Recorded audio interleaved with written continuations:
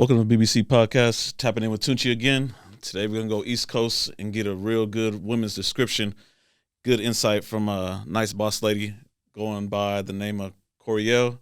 She runs the podcast over there, Girl Stop Playing. So we're going to go ahead and check her out, man, pick her brain. Let's get into it.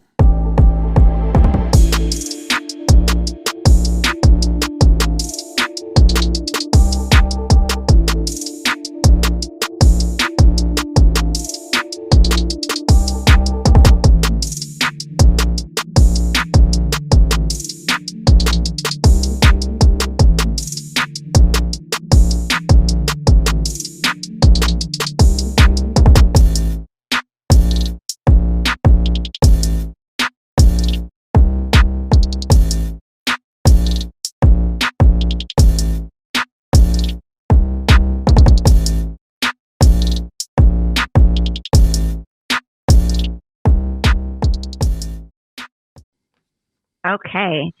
So, hey, everybody. I am Coriel, serial entrepreneur, educator, turned my $32,000 teaching salary into $1 million digital brand. I am the host of the Girl Stop Playing podcast, where I encourage women to stop playing with their potential and start working for what they want in life and in love. And I am a media mentor, where I help experienced entrepreneurs learn how they can sell out their premium programs by leveraging podcasts, press opportunities, and other people's platforms. So always excited when I have the opportunity to connect, and super excited whenever I have the opportunity to get on somebody else's platform. So I'm excited to be here and get into it. Okay. Thanks for making the time to be able to get on the podcast with us today. Of course.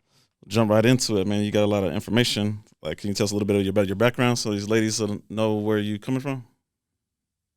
Professionally? Yes. Yeah, so I actually worked professionally as a classroom teacher, taught second and third grade for 4 years, transitioned out of the classroom in 2011, so an entire decade ago. Since then, I have been exploring different elements of entrepreneurship, but my main focus has historically been in the empowerment space and working specifically with Black women. So everything to help Black women make the money and get the honey, that is what I am all about. Okay. Speaking on that, you single or you? Oh, very happily married. So there yes, you go, right very here. happily so married. Anybody? Going on 2 years. Yeah, you're gonna be listening to anybody if she locks somebody down, which so that's where the goal's at. So we gonna find out how she did it. Let's get into the first question. It's going to be, what are common mistakes women are making nowadays while courting a man and looking for a man? You said while courting a man or while being courted by a man? While being courted by a man. Okay. So I would say some of the biggest mistakes for sure. Number one would definitely be like not being intentional about how they're spending their time, who they're spending their time with. I think that a lot of women date out of boredom, where they just don't have anything better to do tonight. So I'm going to go, hang out with so-and-so with no intention behind, building something or really exploring like the potential possibility of a relationship with that person. They just don't have anything better to do. So I think not being intentional about how you're spending your time and who you're spending your time with is like the quickest way to waste your time. I also think that women are having sex too soon. What's I think that's too soon? A big thing. So I don't, rattle off a whole bunch of rules. I don't necessarily subscribe to the 90-day rules, things like that. But what I feel like, you're grown, you can gauge when too soon is, or whenever you feel like you're ready.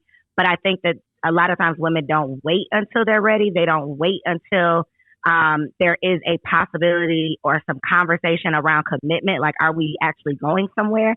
I think a lot of times women have sex because they want commitment, or they think that the sex is going to get them somewhere. And I don't think that is working out in our favor. So I say too soon. How I would define too soon is just before y'all have had any real conversations about like the future. Not to say that, this has to be your husband or, y'all have talked about marriage, but have you had conversations around commitment? Is that something that you're working towards? If not, I don't see the point of you, sleeping with somebody. Okay. So not being intentional, having sex too soon, and then settling, like knowing. So for people who do know what they desire, what they deserve, but they can, very clearly tell that the person that's sitting in front of them is not that, they're still not setting the standard to actually like walk away from that clear space for someone who will be, worthy of whatever they want. They just, continue dealing with, entertaining, whatever people who they know are not, partner potential. Why do you think so? women Those would do be that, like though? my top six. Because Does that go they back to the live boredom thing in, that you're talking about?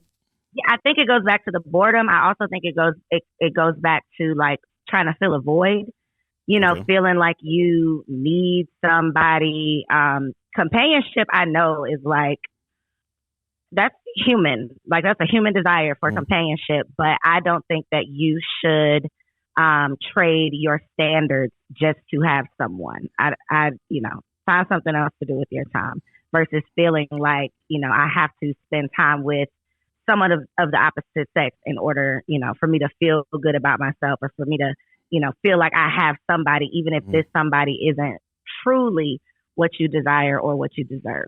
Okay. Real briefly, real quick on that. Can you describe to me what you think, why women have that void? Does it come back from past relationship? Does it come back from the family? Does it come back from them, like old childhood? Like, where do you think that emptiness comes from? They feel they have to be with somebody. I think it's a societal thing. I think that, men are not necessarily taught that you need a partner, you need companionship, we throw around the term like your better half, but men are not pressured in the way that women are to feel like you need a man in order to like complete you. So I think in the quest for this completion, you're missing out on the red flags because you're just looking for anybody to fill in the gaps. Or, your friends are getting married, people around you have somebody, and you feel like, especially for like high performing, high earning, successful women, a lot of times they have like all the other stuff together. So the one thing that they feel like they're missing or that they're lacking is like in their love life. So that is like the obvious void. So I feel like women are just kind of taught that, not that we need a man, but I think it's a natural desire for a woman to want a partner. So you think it's more biological, so than men. like it's like you said, natural biological type of thing? I believe so. Okay. What do you think? Give me 3 like red flag, automatic, toxic traits that women are ignoring, but they like. I've interviewed like a handful of ladies here on my podcast, and they have these traits that, like, the guy is like too insecure. Like, he checks on me all the time, but I kind of like it. The guy don't like what I wear. I like when he tells me to change. Like, some girls like stuff like that. So what are 3 things that are that common that girls say they don't like, but they like? You got me with the say they don't like, but they like, because I think what you just referenced is probably what I would say. And I think that those are like subtle signs that there's probably some manipulation, borderline like emotional abuse that women don't often recognize. We think it's cute at first. Yeah, cute that he want to spend all his time with me. It's cute that he like you said, calls and checks on me all the time. He wants to make sure I'm safe. Yeah. It's cute that he wants to lock me down really, really fast. He wants to move really fast because he likes me so much. I think a lot of those things at first, it does start out like making us feel special, but really those are signs of like insecurity. So I would definitely say, a lot of, there's a whole lot. We talk a lot about, like physical abuse, but we don't talk enough about emotional abuse.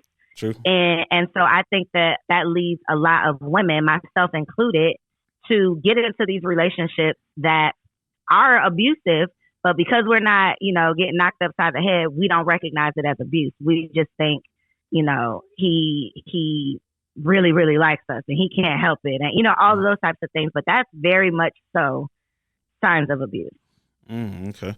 Do you think that those signs not being told to us and we're not aware of those type of things because we weren't taught it? You think a lot of that stuff didn't come from like our parents not teaching us how to treat a woman, like not how to treat a man, and what signs to look out for. You think that comes from like what we were taught, and now we're just looking for society, which is basically social media is what's okay, what's not okay?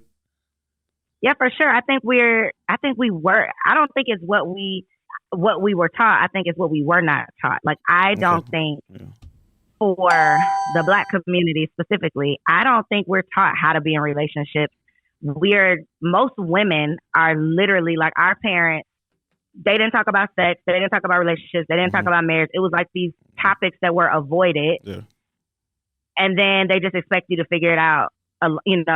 When you grow up, you're just supposed to figure this out. But whether you're talking to me about it or not, I'm picking up on the decisions that you're making. I'm picking up on what I see between, I grew up with my mom and dad, so I'm picking up on what y'all are doing, how y'all are communicating. I'm still learning something, whether or not you're intentionally teaching me or talking to me about these things. And so I think I was literally just having this conversation with my husband last night. It's like, I think that neither men or women are being taught the value of relationships, how to be a part of a healthy relationship. And I believe it's because, our parents did the best that they could. They were not taught that. They were just trying to figure it out too. They didn't necessarily have all the answers. But I also think that avoiding the conversation doesn't help either. Teach us something, even if we grow up and figure out our own way and figure out, what's true for us. I think just opening up the door of, open up the lines of communication to at least have the conversation would be so much more valuable than like acting like these things don't exist. The only thing you're told is like, don't have sex, don't bring no baby home. You're too young for a boyfriend. But then when you become of age and you're old enough for a boyfriend or relationship, and then you have one, there's still no conversations about what's going on in your relationship. There are so many like teenage girls right now that are in abusive relationships, and their parents don't even know about it. They're not even talking about it. They're not. So it's just, I think that is one of the biggest, like, that's a huge disservice that you can do to your kids is, avoiding these very important conversations, because at some point they're going to get into a relationship. That is like a guarantee. They're going to get into a relationship. They're going to have sex. So by literally just leaving these things off the table, you're leaving them to figure it out on their own or try to figure it out with their friends. And I don't really think that that's working out for us too well. Not at all. I've got a lot of guests on the show that always say that some people say that they actually grew up with both parents in the household, and they say, like, I say majority of the time I've always heard that, like, my dad was there, he was in the house, but he wasn't present. So kind of didn't get too much male love, like, figure from them. And then I have some women in here saying that they were with their moms, and their moms didn't even tell them anything about, like, their menstrual cycle. They just pretty much let them figure it out on their own and give them warning or anything like that. So yeah, I get what you're saying. Like, when people actually not being spoken, like you said, nothing's being spoken about anything. They're just ignoring it. Nope. Yep. Just ignoring it, acting like it's not going to happen. And then it happens and then you're still not talking about it. And then you're an adult and then you have a kid and it's just like a cycle that just continues. I get you. All right. So moving on with the ladies saying, let's say, I don't know, say a woman is between 30 and 35. Do you feel like there's a time limit on when a woman, it's beneficial for her to just be like, maybe my standards are too high, I need to lower my standards? The guy that I'm looking for, it's been over and over and over. He's not popping up. I got a list of 10. All these guys are filling out 3 and 4s, and like I'm still missing 6. Should I lower my standards so I can get my list filled, or just ride it out till I'm 40, 50? Okay. Great question. So number one, I would not say lower your standards. I would say you need to rise to your standards. I believe strongly in the law of attraction. And I think that what you put out is what you get back. So we can come up with this laundry list of great qualities that we want in a man. But if we are not a match to those things, why would that man be attracted to us? Like, why? That's not, we're not in alignment. That's real not. Quick, can you elaborate on that real quick? Because I get a lot of women that's saying, I just deserve this guy. This is what I need. I am who I am. Like, no, I do not subscribe to that at all. And I think that Kevin Samuels this is like what he was trying to say. He didn't necessarily say it in the best way, but it's like the woman who, calls up the show and she wants this man that is, a millionaire. He's a high value man. He's all of these things. And then she is not a match to that. The best example I could give is like you going to a Mercedes-Benz dealership, you wanting a G-Wagon, right? Top of the G-Wagon. That's what you want. But you come in there with a 500 credit score. You can want it all day. You can feel deserving of it, but you are not in alignment for that. Not to say that you can't get yourself into alignment, clean up your credit, build up your score, save some money, get yourself in a better position so that is a fit for you. That is possible. But right now, today, that ain't it. You don't just go in there and get the car of your dreams because you deserve it. And I think for a lot of women, we don't have our self-awareness is not where it should be. We, like you said, think, well, I'm a good person. Exactly. I should just get this. And no, it doesn't work like that. I don't think we get what we deserve. I think we get what we are in alignment for. So, not to cut you off. We don't get what we desire. We get what we deserve. And we're not usually like realistic about what we deserve. Real briefly, real quick, like how you just described, like I love the analogy. I know a lot of women are sensitive about the whole car thing and everything like that, but like it just works. It fits.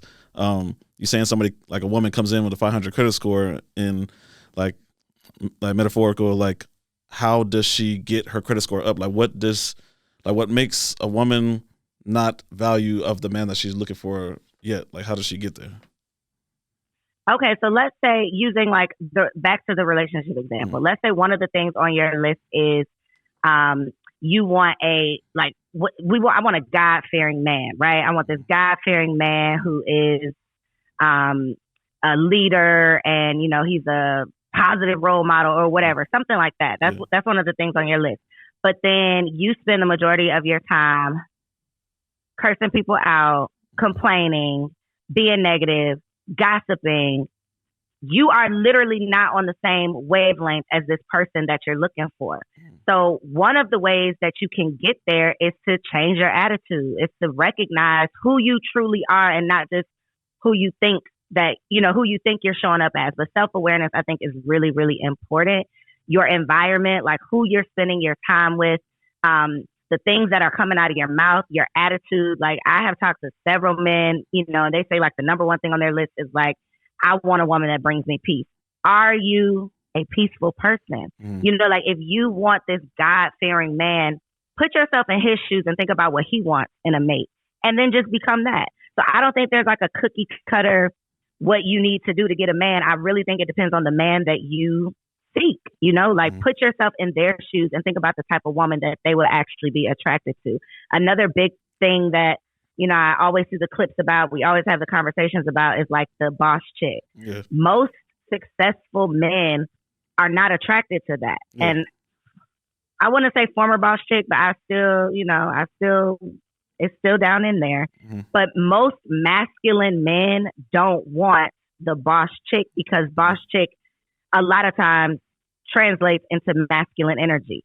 And so the same way as a feminine woman, I don't want a feminine man. That's not attractive to me. That's not something that I would look for in a husband, So, but it's hard for us to see it that way because it's like we stand on, the fact that we're running things and we're strong and we're this and we're that. But how does that complement the man that you desire? Well and said. If you do want a feminine man, to each his own, by all means.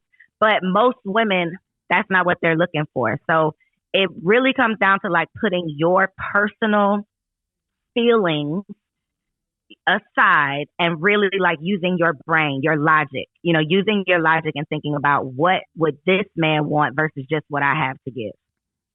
Okay. Very good set. How would, this is perfect, like for you, a woman that's her qualities make her above average. She has all the right traits, like just good traits as a mother, good traits as a wife, can take care of the household, and she has the strength and the knowledge to be independent if she needed to be, because that's where she came from before the man met her, of course.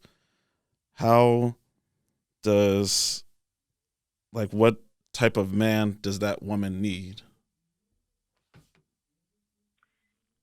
I don't think that's a one size fits all kind of answer. I think Mm, that we all literally have like our own type, our own, idea of what's mm, like attractive to us, what's in alignment with us. So if I had to give like a cookie cutter, this is what she needs, I mm, would say a man that desires those things, but also appreciates and compliments those things. mm. Most women, we're independent because that's how we were raised. Yeah, for sure. Black women were Mm, raised to be strong and all of that, but we don't want to have to be, like we will lay that burden down as soon as we mm, have the opportunity. So, not mating, partnering with a mate, excuse mm, me, who is a complement to that, partnering with someone who appreciates that, I know if we're in a bind, I know if times get tough, I know that I have a partner that I can trust. Like, we're not going to be out on the street. I know that I got somebody who can handle her own, but I'm going to make sure we don't ever end up in that situation.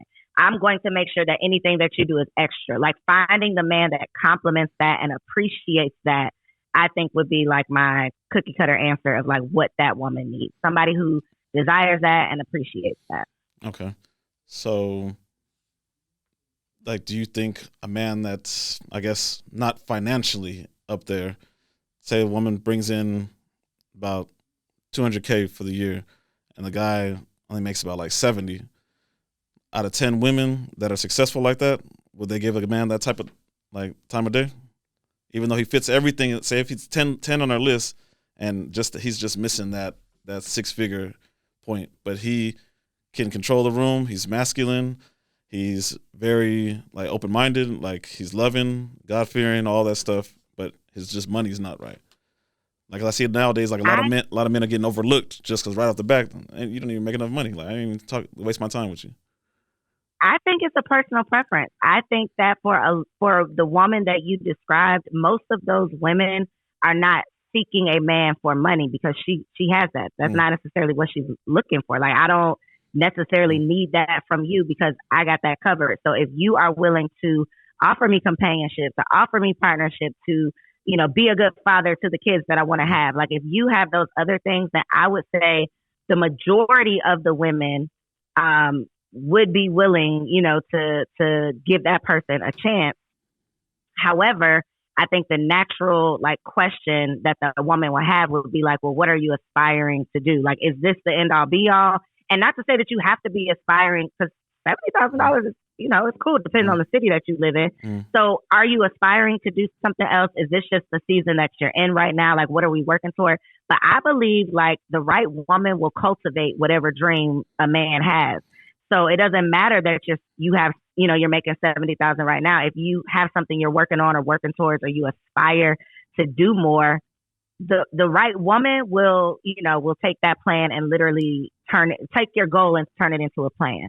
So I don't necessarily think that woman would, 100% of the time be like, no, absolutely not. You don't mm, have enough money.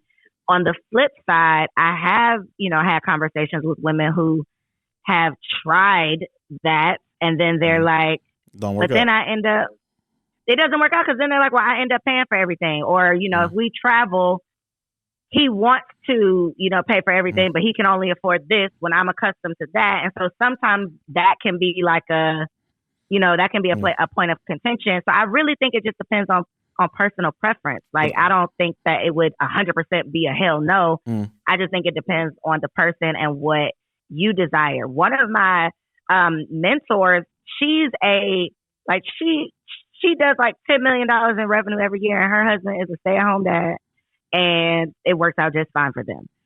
Do I want to stay at home dad? That's not my flow. Like, that's yeah, not what yeah, I get you. I Yeah, would choose for myself. like you said, But it's all there are personal. women out there who, yeah, it's personal. Mm. It just depends on your preference. But most in general, most women like to date the same or date up because it's hypergamy. So, like, if a woman did take a man that made less, wouldn't you say that she's dating down? I think that it depends on what is valuable to you. What if she is like a trust fund recipient? So Mm, the 200K that she's getting every year isn't like money she's going out to earn. It's money that she grew into or was mm, born into or something like that. I don't necessarily think that would be like dating down because he's working hard for this 70K. Like he's earning that money Mm-hmm. and he has other things to bring to the table. It's not like he's a bum. Now, if he's a bum and he's, okay with being a bum, he's comfortable, he has no dreams, no goals, He's no stagnant and aspirations. he's settling. Like then, Yeah, like you're cool, then I think that is dating down for a woman who is, who desires more out of life. So I really think it just depends, like what else is he bringing to the table, if anything? And if he literally checks everything else off the list except for this one thing, like we could figure out how to make more money. okay. That changes, definitely. Okay. And I know you're on a tight schedule, so I'm gonna speed it up. I'm gonna give this last question for you. Okay. Give me three, like, I guess, three features to describe your version of a high value man. This high value man thing is such a thing. My version of a high value man would be a man that answers to a higher source, whether that's God, Allah, Buddha, the universe, spirit, whatever you believe in, like just knowing that there is something outside of us physically, that we have to answer to, something that's guiding you. You're not just out here living a wild, crazy life because you have no fear. That's nothing. So that would be one. Like literally having values would actually be on my list. Also being a masculine man in the sense of protection and provision, like the ability to protect and provide for not only you but your family. I think that is something that women, myself included, definitely look for in a partner. I don't want to be hard and tough and have to make sure all the things are done. I want a partner, to pick up where I leave off. And then the last one I would say someone who is, let's see, high value. I don't necessarily feel like it should come down to money, but I will say someone who is goal oriented, someone who's not complacent. Like again, I think ambition. Yeah, like I think you could be making $60,000 right now, but you have the drive, you got the heart, you got the hustle inside of you that tomorrow that can change. So I don't think that it necessarily comes down to like a dollar amount. If you don't have a net worth of whatever today, you're not high value because things happen in seasons. This might be your season of sowing the seed versus next season comes around and you're reaping the harvest. So those would be my three for my definition of a high value man. Okay. Real quick, slide it in there real quick. For men out here that think that they hear the word masculine all the time, and I get you. You have to be tough and protect the family and protect your woman and be that she feels safe and secure when she's with you all the time. Like a lot of men always feel that that part of being that type of man, that giving to your woman and giving her things and treating her right and spoiling her, that makes you less masculine and more submissive and beta type. How do you feel about that? I don't think. I disagree. I think that sounds like if I'm like at home nurturing my family and my children and managing my home, then I am like, I don't think that is the definition of submissive. I think that's just me playing my role. I think that we have to understand like how men and women complement one another. And so unless you want me to be the one that's out here being strong and tough and buying you things, like that's just not how we fit. Like I play my role, you play your role. I'm gonna stay in my lane, you stay in your lane. But I don't think that you supporting a woman is, makes you a simp or whatever they be saying. I also feel like in a healthy relationship, you're submissive to each other. Like I support what my husband needs. He supports, what I need. And together we got to support these kids. So, and then of course we both submit to God. So I think that relationships are nothing but submission. So looking at the word submission as like this curse word or like it's that's how it is making you, it's like, I think that we just don't understand the definition of it because, again, it's not something we were taught. It's not something that was talked about. It's not something that we necessarily saw the healthiest, example of in our household. So then we grow up and we just come up with with our own definitions. And usually it's like a negative connotation related to submission. It's like, I got to do what you say, or you're telling me what to do. I think that submission is truly like me standing back, taking the selfishness out of the situation and just thinking about like what's the best thing for me to do right now based on what our household needs, based on what our relationship needs. I'm not doing it because you're making me do it. I'm not doing it because I'm subservient. I'm not doing it because I'm less valuable than you. I'm doing it because I'm an equal part of this relationship and I can see that this is a need, so I'm going to fill in the gap. I'm going to do what needs to be done without you having to tell me or make me or me bowing down to you. I don't agree with that. Yeah. Okay. Very well said, man. You got a lot of good content, man. I love your channel. I'm glad I came across it actually. Thank you. Sure, this was fun. And for sure we have to do this again. There's a lot of topics we can cover though. Yeah, for sure. Let me know. I got to go get my baby. So I can't, sure. If I could push it, I would, but invite me back. Yeah, for sure. I'll bring my husband next time. Yeah, that'll be perfect. That's what I'm looking for. He's got his own opinion. Okay. All right. Thank you again for doing the show. Thank you. You'll let me know when it's up? Yeah, for sure. I'll send you a copy. Okay. All right. Have a good one. All right, you too.